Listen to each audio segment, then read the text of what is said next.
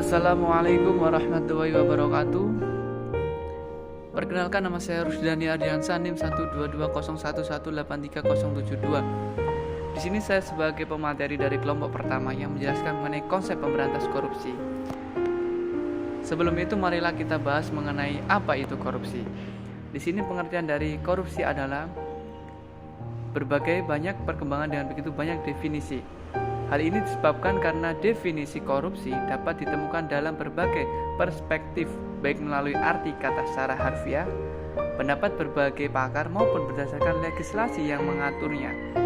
Secara internasional, belum ada satu definisi yang menjadikan satu-satunya acuan di seluruh dunia tentang apa yang dimaksud dengan korupsi. Di sini dasar hukum pemberantasan korupsi. Pemberantasan korupsi adalah serangkaian tindakan untuk mencegah, menanggulangi korupsi atau melalui upaya koordinasi, supervisi, monitor, penyelidikan, penyidik, penuntut, dan pemeriksaan sidang pengadilan. Dengan ini, peran serta masyarakat berdasarkan peraturan perundang-undangan yang berlaku, yaitu penyebab teori korupsi. Teori-teori penyebab korupsi.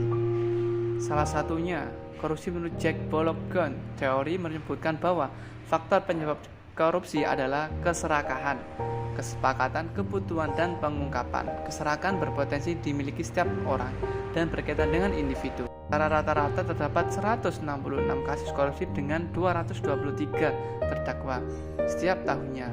Angka ini masih mempresentasikan kasus korupsi yang dapat diketahui atau tercatat, meskipun korupsi yang belum tercatat masih jauh lebih besar dari angka tersebut. Mengenai korupsi sendiri, ada yang menyatakan bahwa korupsi ibarat penyakit kanker ganas dan sifatnya tidak hanya kronis tapi juga sangat mematikan yang menggerogoti perekonomian sebuah negara secara perlahan namun pasti. Penyakit ini menempel pada semua aspek bidang kehidupan masyarakat sehingga sangat sulit untuk diberantas. Perlu dipahami bahwa dimanapun dan sampai kapanpun dan pada tingkatan tertentu, korupsi memang akan selalu ada dalam suatu negara atau masyarakat. Nah, dalam upaya pemberantasan korupsi itu bisa dilihat dari karakteristik dari berbagai pihak yang terlibat serta lingkungan di mana mereka bekerja atau di mana mereka beroperasi. Tidak ada jawaban konsep atau program tunggal untuk setiap negara atau. Saya Intan Roaini.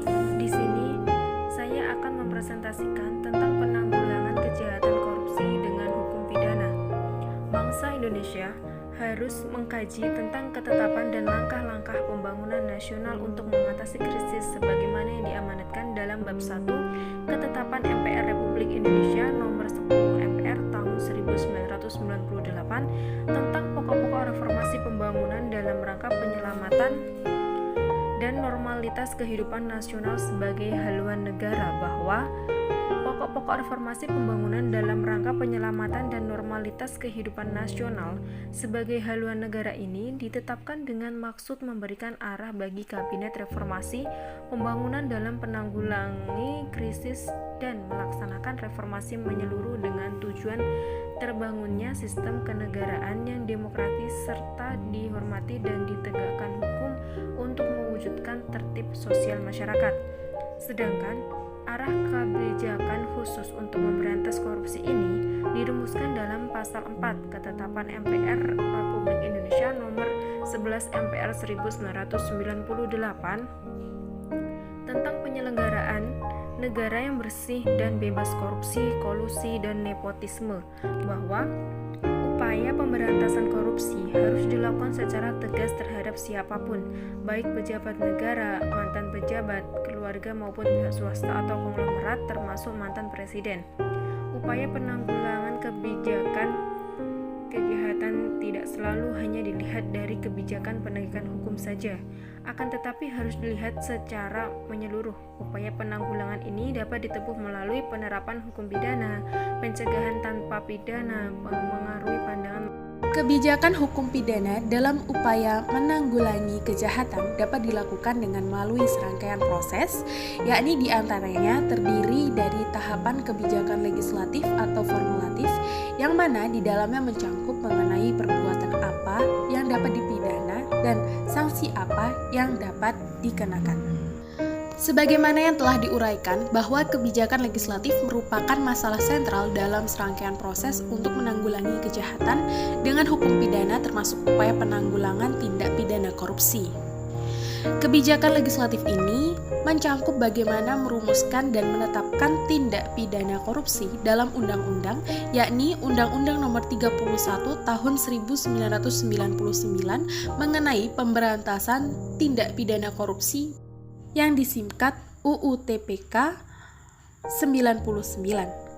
Pasal 28 dijelaskan bahwa terdakwa atau orang lain atau suatu badan memiliki sejumlah uang atau harta benda yang tidak seimbang dengan penghasilannya merupakan perbuatan memperkaya diri sendiri. Penerapan masalah unsur memperkaya diri sendiri dapat dilihat dalam praktek peradilan yang terjadi selama ini, yakni beberapa putusan pengadilan yang dikuatkan oleh Mahkamah Agung. Upaya pemberantasan tindak pidana korupsi tidak akan pernah berhasil tanpa melibatkan peran serta masyarakat. Dengan demikian, dalam strategi pemberantasan tindak pidana korupsi terdapat 3 unsur utama, yakni pencegahan, penindakan, dan peran serta masyarakat. Dasar hukum bagi masyarakat untuk dapat berperan serta dalam pencegahan dan pemberantasan tindak pidana korupsi sebenarnya telah diatur dalam pasal 108 ayat 1 dan ayat 3 Undang-Undang Nomor 8 Tahun 1981. Upaya pencegahan dan pemberantasan tindak pidana korupsi, pejabat yang berwenang atau KPK diwajibkan untuk memberikan jawaban atau keterangan berdasarkan laporan dari masyarakat sesuai dengan tugas dan fungsinya masing-masing. Pemberantasan tindak pidana korupsi diatur dalam pasal 5, pasal 7, pasal 8, pasal 9, dan pasal 10. Kebijakan penanggulangan tindak pidana korupsi dilakukan dengan menggunakan 2 pendekatan, antara lain pendekatan penal dan pendekatan non-penal. Pendekatan non-penal di sini yang dimaksud adalah penggunaan hukum perdata dalam kondisi perbuatan tersebut tidak memiliki cukup bukti untuk dilakukan penuntutan secara pidana, dan dalam hal ini terdakwa meninggal dunia. Sedangkan kebijakan penggunaan pidana sendiri dalam memberantas tindak pidana korupsi diatur di dalam 17 pasal di dalam UU Tindak Pidana Korupsi itu sendiri. Saya di sini akan menyampaikan materi selanjutnya, yaitu mengenai berbagai strategi dan atau upaya pemberantasan korupsi.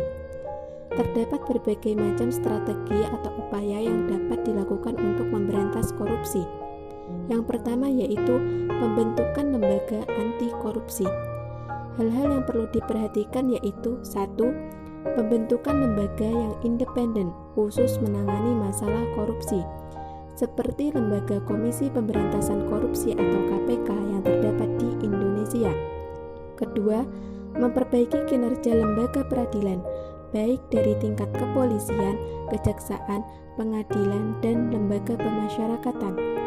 Pengadilan merupakan jantungnya penegakan hukum yang harus bersikap imparsial, tidak memihak, adil, dan jujur. Ketiga, kinerja lembaga-lembaga audit seperti Inspektorat Jenderal harus ditingkatkan. Keempat, reformasi birokrasi dan reformasi pelayanan publik merupakan salah satu cara untuk mencegah korupsi, menentukan masa depan bangsa. Strategi yang kedua yaitu melalui monitoring dan evaluasi. Kegiatan monitoring dan evaluasi ini sangat penting untuk dilakukan. Tanpa melakukan monitoring dan evaluasi terhadap seluruh pekerjaan atau kegiatan pemberantasan korupsi, sulit mengetahui capaian yang telah dilakukan. Strategi selanjutnya yaitu melakukan pencegahan korupsi di sektor publik. Ada beberapa langkah yang harus dilakukan dalam pencegahan korupsi di sektor publik. Yang pertama, dengan mewajibkan pejabat publik untuk melaporkan dan mengumumkan jumlah kekayaan yang dimiliki baik sebelum maupun sesudah menjabat. Yang kedua, untuk kontrak pekerjaan atau pengadaan barang baik di pemerintahan pusat, daerah maupun militer. Untuk memperkecil potensi korupsi adalah dengan melakukan lelang atau penawaran secara terbuka. Diperlukan pengembangan sistem yang dapat memberi kemudahan bagi masyarakat untuk ikut memantau atau memonitor dalam hal ini. Strategi selanjutnya yaitu pengembangan dan pembuatan berbagai instrumen hukum yang mendukung pencegahan dan pemberantasan korupsi. Untuk mendukung pencegahan dan pemberantasan korupsi, diperlukan berbagai peraturan perundang-undangan atau instrumen hukum lain juga perlu dikembangkan, seperti Undang-Undang Tindak Pidana Money Laundering atau pencucian uang untuk mendukung pemberantasan korupsi. Undang-Undang Perlindungan Saksi dan Korban juga perlu diadakan untuk melindungi saksi dan korban tindak pidana korupsi. Selanjutnya, diperlukan juga undang-undang yang mengatur mengenai pers yang bebas untuk memberdayakan pers. Selanjutnya, mekanisme masyarakat yang akan melaporkan tindak pidana korupsi dan penggunaan elektronik surveillance juga perlu diatur supaya tidak melanggar privasi seseorang. Selain itu, hak warga negara untuk secara bebas menyatakan pendapatnya harus pula diatur, dan beberapa pasal seperti hal-hal yang menghalangi penyelidikan, penyidikan, dan pemeriksaan tindak pidana korupsi seperti pasal mengenai fitnah atau pencemaran nama baik perlu dikaji ulang, dan bila mana perlu diamandemen atau dihapuskan. Hal ini bertujuan untuk memberdayakan masyarakat. Sekian, terima kasih. Yang berikutnya adalah strategi dan atau upaya pemberantasan korupsi, pencegahan sosial dan pemberdayaan masyarakat. Yang pertama, memberi hak pada masyarakat untuk mendapatkan akses terhadap informasi atau access to information. Hak ini dapat meningkatkan keinginan pemerintah untuk membuat kebijakan dan menjalankan secara transparan. Pemerintah memiliki kewajiban melakukan sosialisasi atau diseminasi berbagai kebijakan yang dibuat dan akan dijalankan. Yang kedua, adanya isu mengenai public awareness atau kesadaran serta kepedulian publik terhadap bahaya korupsi dan isu pemberdayaan masyarakat.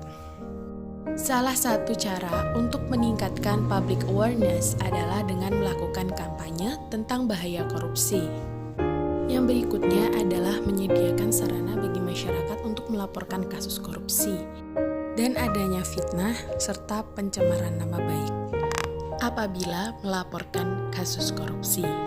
Kemudian adanya media yang bebas yang berfungsi sebagai alat kampanye mengenai bahaya korupsi dan juga memiliki peranan khusus dalam perang melawan korupsi. Yang keenam, adanya lembaga swadaya masyarakat atau NGOs, baik tingkat lokal ataupun internasional. Mereka adalah bagian dari civil society atau masyarakat sipil yang memiliki fungsi untuk melakukan pengawasan atas perilaku pejabat publik.